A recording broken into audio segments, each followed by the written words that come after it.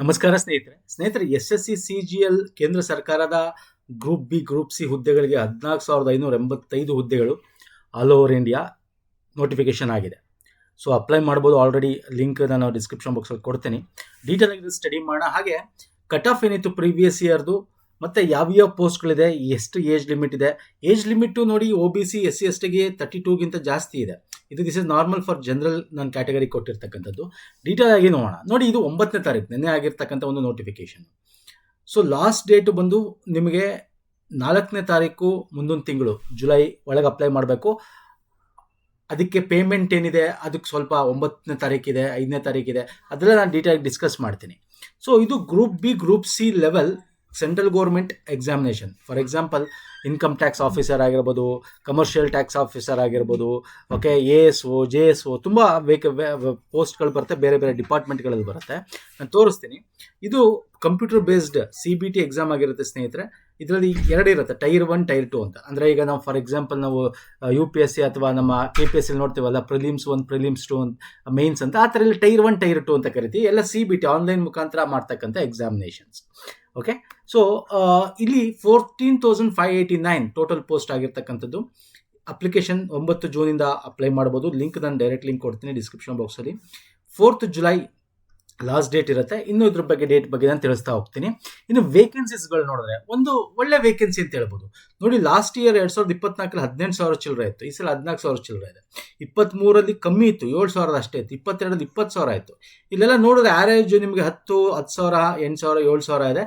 Last 1 or 2 years ನೋಡಿದ್ರೆ ಒಳ್ಳೆ vacancy ಇದು. 14,582 ಇದೆಯಲ್ಲ, 14,000 ಪ್ಲಸ್ ಇದೆಯಲ್ಲ, 14K plus. This is very good vacancies ಅಂತ ಹೇಳ್ಬೋದು. ಇನ್ನು ಇದಕ್ಕೆ ಸಂಬಂಧಪಟ್ಟಂತೆ ಡೀಟೇಲ್ಡ್ ನೋಟಿಫಿಕೇಶನ್ ನಾನು ಆಲ್ರೆಡಿ ಶೇರ್ ಮಾಡಿದ್ದೀನಿ. ನಮ್ಮ ಟೆಲಿಗ್ರಾಮ್ ಚಾನಲಲ್ಲಿ ನೋಡ್ಕೋಬೋದು. ನಮ್ಮ ಇನ್ಸ್ಟಾಗ್ರಾಮ್ ಟೆಲಿಗ್ರಾಮ್ ಫಾಲೋ ಮಾಡಿಲ್ಲ ಮಾಡಿ, ಅಲ್ಲೂ ಕೂಡ ನಾವು ಲಿಂಕ್ಸ್ಗಳನ್ನ ಶೇರ್ ಮಾಡ್ತೀವಿ. ಪುನೀತ್ ಫೋರಮ್ ಅಂತ ಸರ್ಚ್ ಮಾಡಿದ ರೀತಿ ಸಿಂಬಲ್ ಎಲ್ಲ ಸಿಗುತ್ತೆ, ಜಾಯ್ನ್ ಆಗ್ಬೋದು ಸ್ನೇಹಿತರೆ. ಇನ್ನು ಡೀಟೇಲ್ ಆಗಿ ನೋಡೋಣ ಬನ್ನಿ. ನೀವು ಆನ್ಲೈನ್ ಅಪ್ಲಿಕೇಶನ್ ಏನು ಹಾಕ್ತಿರಲ್ಲ, ಇವತ್ತಿನ ಸ್ಟಾರ್ಟ್ ಆಗಿದೆ ಆಲ್ರೆಡಿ. 4ನೇ ತಾರೀಕು last date. Up to 11 PM ಒಳಗೆ, ನೈಟ್ ಒಳಗೆ ಹಾಕಬೇಕು. ಇನ್ನು ಪೇಮೆಂಟ್ ಇದೆಯಲ್ಲ, ಪೇಮೆಂಟ್ಗೆ ಇನ್ನೂ ಒಂದಿನ ಆನ್ಲೈನ್ ಪೇಮೆಂಟೇ ಮಾಡಬೇಕು. 5ನೇ ತಾರೀಕು ಲಾಸ್ಟ್ ಡೇಟ್ ಇದೆ. ಓಕೆ, 5ನೇ ತಾರೀಕು ಲಾಸ್ಟ್ ಡೇಟ್ ಇದೆ. ಇನ್ನು ನೀವೇನಾದ್ರು ಕರೆಕ್ಷನ್ಸ್ ಮಾಡಬೇಕು, ಅಪ್ಲೋಡ್ ಮಾಡಬೇಕು. ನಮ್ಮದ್ರಲ್ಲಿ ನಮ್ಮ KPSC ಆ ಥರದೆಲ್ಲ ಕೊಡೋಲ್ಲ. ಸೊ ಇಲ್ಲಿ ಸೆಂಟ್ರಲ್ ಗೌರ್ಮೆಂಟ್ ಇದು ಜಾಬ್ ಸ್ನೇಹಿತರೆ. ನಿಮ್ಗೆ ಗೊತ್ತಿದೆ ಕರ್ನಾಟಕದಲ್ಲಿ ಏನೇನು ನಡೀತಾ ಇದೆ ವೇಕೆನ್ಸೀಸ್ಗಳು. ಹಾಗಾಗಿ ನೀವು ಇದಕ್ಕೆ ಅಪ್ಲೈ ಮಾಡೋದು ತುಂಬ ಒಳ್ಳೆಯದು. ಆ್ಯಂಡ್ ಯಾರು ಬ್ಯಾಂಕಿಗೆ ಎಕ್ಸಾಮ್ ಪ್ರಿಪೇರ್ ಆಗ್ತಿರ್ತಿರಲ್ಲ ಅವ್ರಿಗೆ ಇದು ತುಂಬ ಈಸಿ ಆಗುತ್ತೆ. ಆಲ್ಮೋಸ್ಟ್ ಸೇಮ್ ಇರುತ್ತೆ, ಆಲ್ಮೋಸ್ಟ್ ಅಂತ ಹೇಳ್ತೀನಿ ನಾನು. ಓಕೆ, ಸೊ ಇಲ್ಲಿ ಆನ್ಲೈನ್ ಪೇಮೆಂಟು 5-7. ಓಕೆ, ಮತ್ತು ಕರೆಕ್ಷನ್ ಏನಾದ್ರು 9-11 ಜುಲೈ ಅಷ್ಟರಲ್ಲಿ ಕರೆಕ್ಷನ್ ಮಾಡ್ಕೋಬೋದು. ಏನಾದ್ರು ನೀವು ಎಡಿಟ್ ಮಾಡಬೇಕು ಅಂದ್ರೆ ಮಾಡಬೇಕು ಅಂದರೆ. ಇನ್ನು ಎಕ್ಸಾಮ್ ಯಾವಾಗ ನಡೀಬೋದು ಅಂದರೆ ಆಗಸ್ಟ್ ತಿಂಗಳಲ್ಲಿ ನಡೆಯುತ್ತೆ tier 1 exam. Okay, tier 1 exam online ಆಗಸ್ಟಲ್ಲಿ ನಡೆಯುತ್ತೆ. ಇನ್ನು ಟೈರ್ 2 ಬಂದು ಡಿಸೆಂಬರ್ ನಡೆಯುತ್ತೆ. ಅಂದರೆ ಟೆಂಟೇಟಿವ್ಲಿ ನೆಕ್ಸ್ಟ್ ನಿಮಗೆ ಮಾರ್ಚ್ ಏಪ್ರಿಲ್ ನೆಕ್ಸ್ಟ್ ಒಂದು ಫೈನಾನ್ಷಿಯಲ್ ಇಯರಲ್ಲಿ ನಿಮಗೆ ಸೆಲೆಕ್ಟ್ ಆದರೆ ನಿಮಗೆ ಜಾಬ್ ಸಿಕ್ಬಿಡುತ್ತೆ. ಓಕೆ, ಇನ್ನು ಈ ಜಾಬ್ ಬಗ್ಗೆ ನೋಡಿದ್ರೆ ಇಲ್ಲಿ ಪೇ ಸ್ಕೇಲ್ ನೋಡಿ, group B post, group C post ಅಂತ ಹೇಳಿದೆ. ಗ್ರೂಪ್ ಬಿ ಪೋಸ್ಟ್ ಅಂದ ತಕ್ಷಣ ಪೇ ಸ್ಕೇಲ್ ಲೆವೆಲ್ 7 ಇದೆ, 6 ಇದೆ, 5 ಇದೆ, 4 ಇದೆ ಗ್ರೂಪ್ ಸಿಗೆ. ಇದು ಗ್ರೂಪ್ ಬಿ ಪೋಸ್ಟ್ಗಳು. ಅಸಿಸ್ಟೆಂಟ್ ಸೆಕ್ಷನ್ ಆಫೀಸರ್ ಬೇರೆ ಬೇರೆ ಡಿಪಾರ್ಟ್ಮೆಂಟಲ್ಲಿ, ಸೆಂಟ್ರಲ್ ಸೆಕ್ರೆಟರಿ ಸರ್ವಿಸಲ್ಲಿದೆ, ಇಂಟೆಲಿಜೆನ್ಸ್ ಬ್ಯೂರೋ IB, ರೈಲ್ವೇಸಲ್ಲಿದೆ, ಎಲೆಕ್ಟ್ರಾನಿಕ್ಸ್ ಆ್ಯಂಡ್ ಇನ್ಫಾರ್ಮೇಷನ್ ಟೆಕ್ ಇಲ್ಲಿದೆ. ಏಜ್ ಲಿಮಿಟ್ ಕೂಡ ಕೊಟ್ಟಿದ್ದೀನಿ. This is normal age limit for GM category level. Plus ಇದಕ್ಕೆ ಅಡಿಷನಲ್ ಕನ್ಸನ್ಸೇಷನ್ ಇದೆ, ಅದು ಕೂಡ ನಾನು ಮುಂದೆ ತೋರಿಸ್ತೀನಿ. ಅದೇ ಥರ ಅಸಿಸ್ಟೆಂಟ್ ಸೆಕ್ಷನ್ ಆಫೀಸರ್ ಇದೆ. ಇನ್ಕಮ್ ಟ್ಯಾಕ್ಸ್ ನೋಡಿ, ಇನ್ಕಮ್ ಟ್ಯಾಕ್ಸ್ ಇನ್ಸ್ಪೆಕ್ಟರ್ ಇದೆ ಸೆಂಟ್ರಲ್ ಬೋರ್ಡ್ ಆಫ್ ಡೈರೆಕ್ಟ್ ಟ್ಯಾಕ್ಸಲ್ಲಿ. ಹಾಗೆ ಎಕ್ಸೈಸ್ ಇನ್ಸ್ಪೆಕ್ಟರ್ ಇದೆ. ಓಕೆ, ಇನ್ಸ್ಪೆಕ್ಟರ್ ಆಫ್ ಎಕ್ಸಾಮೈನರ್ ಇದೆ. ಸಬ್ ಇನ್ಸ್ಪೆಕ್ಟರ್ SI, ನಮ್ಮ CBIಲಿ SI ಪೋಸ್ಟ್ಗಳಿದೆ. ಓಕೆ, ಇನ್ಸ್ಪೆಕ್ಟರ್ ಪೋಸ್ಟ್ಗಳು ಇನ್ನು ಬೇರೆ ಬೇರೆ ಮಿನಿಸ್ಟ್ರಿ ಅಡಿಯಲ್ಲಿದೆ. ಇದು ಬಿಟ್ಟರೆ ಇನ್ನು ಪೇ ಲೆವೆಲ್ 6ಅಲ್ಲಿ ನೋಡಿದ್ರೆ ನೋಡಿ 35,000 1,24,000. ಸೊ ಇಲ್ಲಿ ನೋಡೋದಾದರೆ ಇಲ್ಲೂ ಕೂಡ ನಿಮಗೆ ಹ್ಯೂಮನ್ ರೈಟ್ಸ್ ಕಮಿಷನಲ್ಲಿದೆ, sub inspector of national NIA national investigation ಏಜೆನ್ಸಿಲಿದೆ, ನಾರ್ಕೋಟಿಕ್ಸ್ ಕಂಟ್ರೋಲ್ ಬೋರ್ಡಲ್ಲಿ ಸಬ್ ಇನ್ಸ್ಪೆಕ್ಟರ್ ಪೋಸ್ಟ್ ಇದೆ. ಓಕೆ, ಜೂನಿಯರ್ ಸ್ಟ್ಯಾಟಿಸ್ಟಿಕಲ್ ಆಫೀಸರ್ಸ್, ಇದು ನಿಮಗೆ ಮಿನಿಸ್ಟ್ರಿ ಆಫ್ ಸ್ಟ್ಯಾಟಿಸ್ಟಿಕ್ಸಲ್ಲಿ ಬರುತ್ತೆ. ಓಕೆ, ಮಿನಿಸ್ಟ್ರಿ ಆಫ್ ಹೋಮ್ ಅಫೇರ್ಸಲ್ಲಿ ಸ್ಟ್ಯಾಟಿಸ್ಟಿಕಲ್ ಇನ್ವೆಸ್ಟಿಗೇಷನ್ ಆಫೀಸರ್ಸ್ ಇದೆ. ಓಕೆ, ಅದೇ ರೀತಿ ಪೇ ಲೆವೆಲ್ 5 ಅಲ್ಲಿ ನೋಡೋದಾದರೆ ಇಲ್ಲಿ ಆಡಿಟ್ಗೆ ಸಂಬಂಧಪಟ್ಟಂತೆ ನಿಮ್ಮ ಒಂದು ಆಡಿಟಿಂಗ್ ಡಿಪಾರ್ಟ್ಮೆಂಟ್ ಇಲ್ಲಿದೆ. ಅಲ್ಲಿ ಆಡಿಟರ್, ಅಕೌಂಟೆಂಟ್ಸು, ಜೂನಿಯರ್ ಅಕೌಂಟೆಂಟ್ಸು ಆ ಪೋಸ್ಟ್ಗಳಿದೆ. ಇಲ್ಲೆಲ್ಲ ಏಜ್ ಲಿಮಿಟ್ ಕೂಡ ಕೊಟ್ಟಿದ್ದೀನಿ ನೋಡಿ ಸ್ನೇಹಿತರೆ.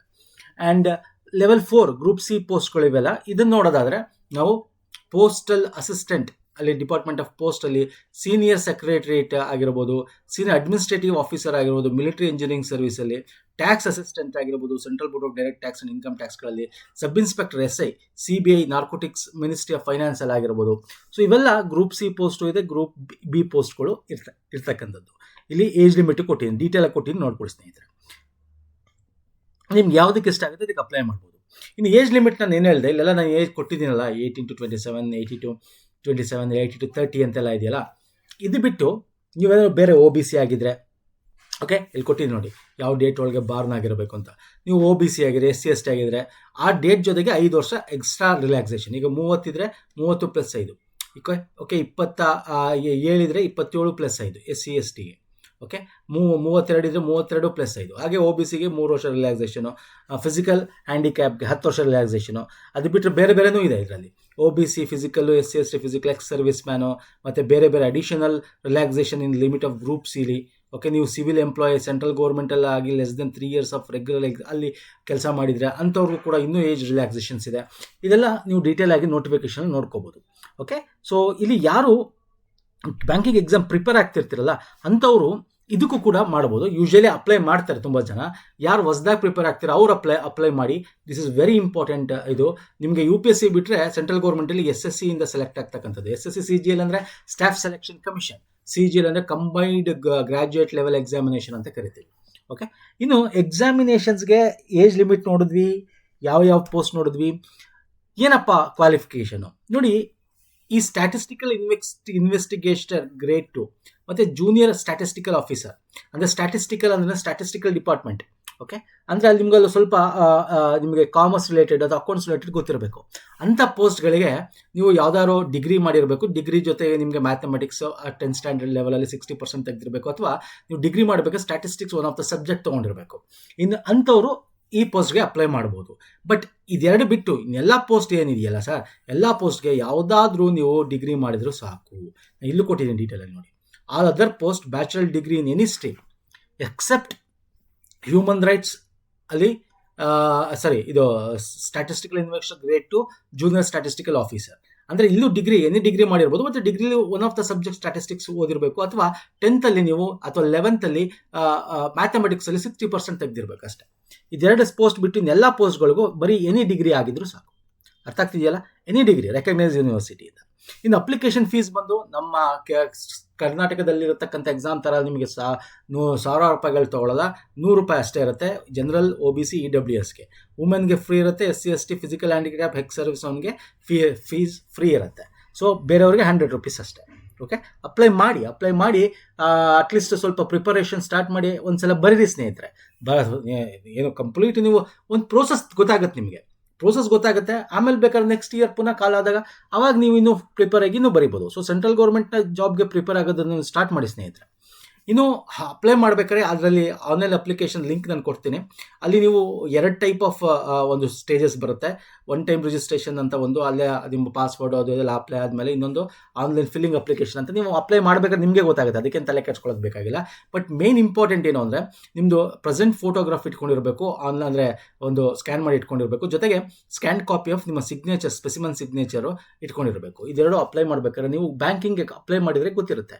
IBPS, SBI, PO, clerk apply ಮಾಡಬೇಕಾದ್ರೆ ಇವೆಲ್ಲ ಬೇಕಾಗಿರುತ್ತೆ. ಸೊ ಅದು ಮಾಡಿದ್ರೆ ನಿಮ್ಗೆ ಗೊತ್ತಿರುತ್ತೆ. ಸೊ ಹಾಗಾಗಿ ಇದನ್ನು ಅಪ್ಲೈ ಮಾಡಿದ್ರೆ ಸಾಕು. ಇನ್ನು ಅಪ್ಲಿಕೇಶನ್ ನೀವು ಅಪ್ಲೈ ಮಾಡಬೇಕಾದ್ರೆ ಅಥವಾ ನೀವು ನಮ್ಮ ಡೀಟೇಲ್ ನೋಟಿಫಿಕೇಶನ್ ಓದ್ಕೊಂಡು ಒಂದ್ಸಲ ನೀವು ಅಪ್ಲೈ ಮಾಡಿ, no problem.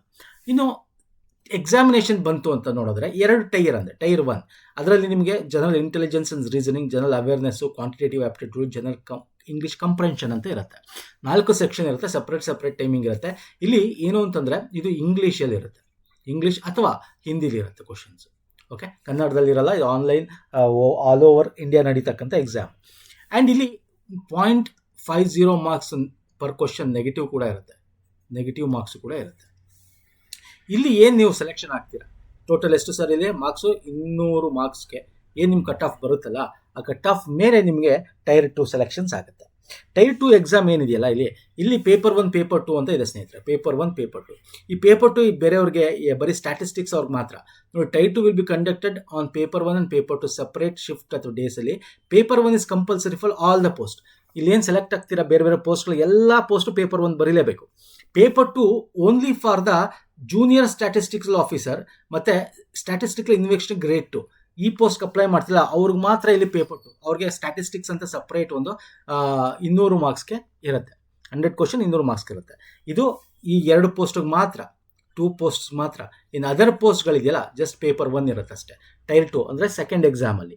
This is very important exam ಆಗಿರುತ್ತೆ. ಇಲ್ಲಿ ಏನಿರುತ್ತೆ ಸೆಕ್ಷನ್ 1, ಸೆಕ್ಷನ್ 2, ಸೆಕ್ಷನ್ 3, ಸೆಕ್ಷನ್ 4 ಅಂತ ಇರುತ್ತೆ. ಸೆಕ್ಷನ್ 1 ಮ್ಯಾಥಮೆಟಿಕ್ಸ್ ಎಬಿಲಿಟಿ, ರೀಸನಿಂಗ್ ಇರುತ್ತೆ. ಅಂದರೆ ನಾವು ಆಪ್ಟಿಟ್ಯೂಡ್ ಅಂತ ಏನು ಕರಿತೀವಿ, ರೀಸನಿಂಗ್ ಅಂತ ಏನು ಕರೀತೀವಿ ಅದಿರುತ್ತೆ. ಸೆಕ್ಷನ್ 2 ಇಂಗ್ಲೀಷ್ ಕಂಪ್ರೆಷನ್ ಇರುತ್ತೆ. ಜನರಲ್ ಅವೇರ್ನೆಸ್ ಅಂತಂದರೆ ಕರೆಂಟ್ ಅಫೇರು, ಬ್ಯಾಂಕಿಂಗು, ಇದು ಆ ರಿಲೇಟೆಡು ನಾರ್ಮಲ್ ಕರೆಂಟ್ ಅಫೇರ್ಸ್ ಇರುತ್ತೆ. ಸೆಕ್ಷನ್ 3 ಕಂಪ್ಯೂಟರ್ ನಾಲೆಡ್ಜು, ಕಂಪ್ಯೂಟರ್ ಬಗ್ಗೆ ಕೇಳ್ತಾನೆ. ಓಕೆ, ಎಲ್ಲ ನಿಮಗೆ ಮಲ್ಟಿಪಲ್ ಚಾಯ್ಸ್ ಕ್ವಶನ್ಸ್ ಇರುತ್ತೆ. ಇನ್ನು ಸೆಕ್ಷನ್ 4 ಬಂದು ಡೇಟಾ ಎಂಟ್ರಿ ಸ್ಪೀಡು. ಅಂದರೆ 15 ಮಿನಿಟ್ಸಲ್ಲಿ ನೀವು ಒಂದು ಪ್ಯಾರಾಗ್ರಾಫ್ ಕೊಟ್ಟಿರ್ತಾನೆ, ಅದಕ್ಕೆ ಡೇಟಾ ಎಂಟ್ರಿ ನೀವು ಮಾಡಬೇಕು. 15 ನಿಮಿಷದಲ್ಲಿ ಎಷ್ಟು ಕ್ಲೀನಾಗಿ ಎಷ್ಟು ಕರೆಕ್ಟಾಗಿ ಮಾಡ್ತೀರಾ ಅನ್ನೋದ್ರ ಮೇಲೆ ಡಿಪೆಂಡ್ ಆಗಿರುತ್ತೆ. ಇದೇನೋ ಅಷ್ಟು ಪ್ರಾಕ್ಟೀಸ್ ಮಾಡಿದ್ರೆ 1-2 ಸಲ ಆರಾಮಾಗಿ ಇದನ್ನು ಪಾಸ್ ಮಾಡ್ಬೋದು, ಇದೇನು ತೊಂದರೆ ಇಲ್ಲ. ಈ 3 ಸೆಕ್ಷನ್ಸ್ಗಳು ತುಂಬ ಇಂಪಾರ್ಟೆಂಟ್ ಆಗಿರುತ್ತೆ ಸ್ನೇಹಿತರೆ. ಸಪ್ರೇಟ್ ಸೆಕ್ಷನ್ಗೆ ಸಪ್ರೇಟ್ ನಿಮಗೆ ಟೈಮಿಂಗ್ ಇರುತ್ತೆ. ಆ ಟೈಮಲ್ಲಿ ಆ ಸೆಕ್ಷನಲ್ಲಿ ಇರ್ತಕ್ಕಂಥ ಅಟೆಂಡ್ ಮಾಡಬೇಕು. ಆಮೇಲೆ ಆ ಸೆಕ್ಷನ್ ಕ್ಲೋಸ್ ಆಗುತ್ತೆ, ಮುಂದೊಂದು ಸೆಕ್ಷನ್ಸ್ಗೆ ಹೋಗಬೇಕಾಗುತ್ತೆ. ಸೊ ಈ ಥರ ನೀವು ಬ್ಯಾಂಕಿಂಗ್ ಬರೆದಿದ್ರೆ ಒಂದ್ಸಲ ನೀವು ಅಟೆಂಡ್ ಮಾಡಿದ್ರೆ ಗೊತ್ತಿರುತ್ತೆ.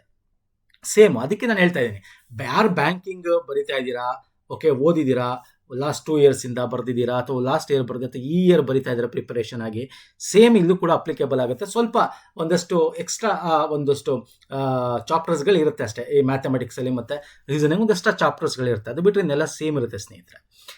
ಇಲ್ಲಿ ಸೆಲೆಕ್ಟ್ ಆದಮೇಲೆ ನಿಮಗೆ ಏನಾಗುತ್ತೆ, ವೆರಿಫಿಕೇಷನ್ಸ್ ಅದೆಲ್ಲ ಕರೀತಾರೆ. ಇಲ್ಲಿ ನೋಡೋದಾದರೆ ಇಲ್ಲಿ ಎಷ್ಟು ಮಾರ್ಕ್ಸ್ ಇದೆ ನೋಡಿ. ಇದಕ್ಕೂ ಕೂಡ ಕಟ್ ಆಫ್ ನಾನು ತೋರಿಸ್ತೀನಿ. ಇಲ್ಲಿ ನೋಡೋದಾದರೆ 60, 210, 180 ಏನಿದೆ, ಒಟ್ಟು 200, 300, 390, 450 ಪೇಪರ್ 1. ಪೇಪರ್ 2 ಬಂದು 200. ಅಂದರೆ ಸ್ಟ್ಯಾಟಿಸ್ಟಿಕ್ಸ್ ಮಾತ್ರ ನಿಮಗೆ 650ಕ್ಕೆ ಕಟ್ ಆಫ್ ಆಗುತ್ತೆ. ಬೇರೆ ಇದಕ್ಕೆ 450ಕ್ಕೆ ಮಾರ್ಕ್ಸ್ಗೆ ಕಟ್ ಆಫ್ನ ಕೊಡ್ತಕ್ಕಂಥದ್ದು. ನಾನು ಸಿಲೆಬಸ್ ಕೊಟ್ಟಿದ್ದೀನಿ, ನೋಡ್ಕೋಬೋದು. ಟೈರ್ 1ಗೆ ಸೇಮ್ ಸಿಲೆಬಸ್, ಟೈರ್ 2ಗೂ ನಿಮ್ಮ ನೋಟಿಫಿಕೇಶನ್ ಏನಿದೆಯಲ್ಲ ಅಫಿಷಿಯಲ್ ನೋಟಿಫಿಕೇಶನ್ ಅಲ್ಲೂ ಕೂಡ ಸಿಲೆಬಸ್ ಇದೆ. ನಾನು ಆಲ್ರೆಡಿ ಟೆಲಿಗ್ರಾಮ್ ಚಾನಲ್ ಹಾಕಿದ್ದೀನಿ, ನಮ್ಮ ಟೆಲಿಗ್ರಾಮಲ್ಲಿ ಸ್ನೇಹಿತರೆ, ಪುನೀತ್ ಫೋರಮ್ ಅಂತ ಸರ್ಚ್ ಮಾಡಿದ್ರು ಸಿಗುತ್ತೆ. ಅಲ್ಲಿ ಜಾಯ್ನ್ ಆಗಿ ನೀವು ಬೇಕಾದ್ರೆ ನೋಡ್ಕೋಬೋದು, ಅಥವಾ ನಿಮಗೆ ಆನ್ಲೈನಲ್ಲೂ ಕೂಡ ಡೌನ್ಲೋಡ್ ಮಾಡಿಕೊಂಡು ಇದರಲ್ಲೂ ಕೂಡ ನೀವು ನೋಡ್ಕೋಬೋದು ಸಿಲೆಬಸ್ನ. ಇನ್ನು ಎಕ್ಸಾಮಿನೇಷನ್ ಸೆಂಟರ್ ನೀವು ಕರ್ನಾಟಕ ಬರೆಯೋದು ತುಂಬ ಇದೆ ಬೇರೆ ಬೇರೆ ರಾಜ್ಯಗಳಿಗೆ. ಕರ್ನಾಟಕ ಕೇರಳ ರೀಜನ್ ಅಂತ ಬಂದಾಗ, ಲಕ್ಷದ್ವೀಪ್, ಕರ್ನಾಟಕ ಕೇರಳ ಅಂತ ಬಂದಾಗ, ಕರ್ನಾಟಕದಲ್ಲಿ ಬೆಳಗಾವಿ, ಬೆಂಗಳೂರು, ಹುಬ್ಬಳ್ಳಿ, ಕಲಬುರಗಿ, ಮಂಗಳೂರು, ಮೈಸೂರು, ಶಿವಮೊಗ್ಗ, ಉಡುಪಿ, ಇಷ್ಟು ನಿಮಗೆ ಕರ್ನಾಟಕದಲ್ಲಿ ಇರತಕ್ಕಂಥ ಸೆಂಟರ್ಸ್ಗಳು. ಇದನ್ನು ಸೆಲೆಕ್ಟ್ ಮಾಡ್ಕೋಬೋದು. ಇಲ್ಲಿ ನೀವು ಎಕ್ಸಾಮಿನೇಷನ್ಸ್ ಬರಿಬೋದು. ಓಕೆ, ಕರ್ನಾಟಕದಲ್ಲಾದರೆ. ಇನ್ನು ಕಟ್ ಆಫ್ ಬಗ್ಗೆ ಮಾತಾಡ್ತೀನಿ ನೋಡಿ. ಅದರ್ ಪೋಸ್ಟ್ ನಮ್ಮ ಸ್ಟ್ಯಾಟಿಸ್ಟಿಕಲ್ ಬಿಟ್ಟು ಬೇರೆ ಪೋಸ್ಟ್ಗಳಿಗೆ ಲಾಸ್ಟ್ ಇಯರ್ ಎಕ್ಸಾಮ್ ಏನು ನಡೀತು ಅವಾಗ ಕಟ್ ಆಫ್ ನೋಡಿ. ನಾನು ನಿಮ್ಗೆ ಏನು ಹೇಳಿದೆ, 200 ಮಾರ್ಕ್ಸ್ ಇತ್ತು. 200 ಮಾರ್ಕ್ಸಲ್ಲಿ ಈ ಕಟ್ ಆಫ್ ನೀವು ನೋಡ್ತಾ ಇರ್ಬೋದು. 126 ಪಾಯಿಂಟ್ ಸಮಥಿಂಗ್ ಎಸ್ಸಿಗೆ, ಎಸ್ಟಿಗೆ 111 ಇದೆ, OBCಗೆ 146 ಇದೆ, EWSಗೆ 141, ಜನರಲ್ಗೆ 152 ಇದೆ. ಓಕೆ, ಈ ರೀತಿ ಕಟ್ ಆಫ್ಗಳು ಇದೆ. ನಿಮಗೆ ಜಸ್ಟ್ ರೆಫರೆನ್ಸ್ ಅಷ್ಟೇ. ಇನ್ನೂ ಕಟ್ ಆಫ್ ಕಮ್ಮಿ ಇದು ಪ್ರೀವಿಯಸ್ ಇಯರ್ 2023-22 ಇನ್ನೂ ಕಟ್ ಆಫ್ ಕಮ್ಮಿ ಇರೋದು ಇದೆ. ಸೊ ಬೇಡ, ಲಾಸ್ಟ್ ಇಯರ್ ರೀಸೆಂಟ್ ಇಯರ್ದು ನೋಡೋಣ, 2024. ಇನ್ನು ಸ್ಟ್ಯಾಟಿಸ್ಟಿಕಲ್ ಇನ್ವೆಸ್ಟಿಗೇಷನ್ ಆಫೀಸರ್ಗಳು ನೋಡಿದ್ರೆ 134, 160, 163 ಈ ಥರ ಕಟ್ ಆಫು ಇದೆ. ಜನರಲ್ಗೆ 170 ಇದೆ. ಅದಕ್ಕೆ ಅದೇ ಥರ JS ಹೋಗಿ ನೋಡಿದ್ರೆ ಬೇರೆ ಬೇರೆ ಕಟ್ ಆಫು ಇದೆ. ನಮಗೆ ಬೇಕಾಗಿರೋದೇನೋ ಇದು ಬಿಟ್ಟಾಗ ಆಲ್ ಅದರ್ ಪೋಸ್ಟ್ಗಳು, ಸ್ಟ್ಯಾಟಿಸ್ಟಿಕಲ್ ಆಫೀಸರ್ಸ್ ಮತ್ತು ಅದು ಬಿಟ್ಟರೆ ಇನ್ನೆಲ್ಲ ಪೋಸ್ಟ್ಗಳೇನಿದೆ ಅದಕ್ಕೆ ಕಟ್ ಆಫ್ ಇದಿದೆ ಲಾಸ್ಟ್ ಇಯರ್ದು. ಟೈರ್ 2 ಇದನ್ನು ಸೆಲೆಕ್ಟ್ ಆದಮೇಲೆ ಟೈರ್ 2 ನಡೆಯುತ್ತಲ್ಲ, ಇಲ್ಲಿ ಕೊಟ್ಟಿದ್ದೀನಿ ನೋಡಿ ಕಂಪ್ಲೀಟು ಯಾವ್ಯಾವ ಪೋಸ್ಟ್ಗಳು ಏನಿದೆ.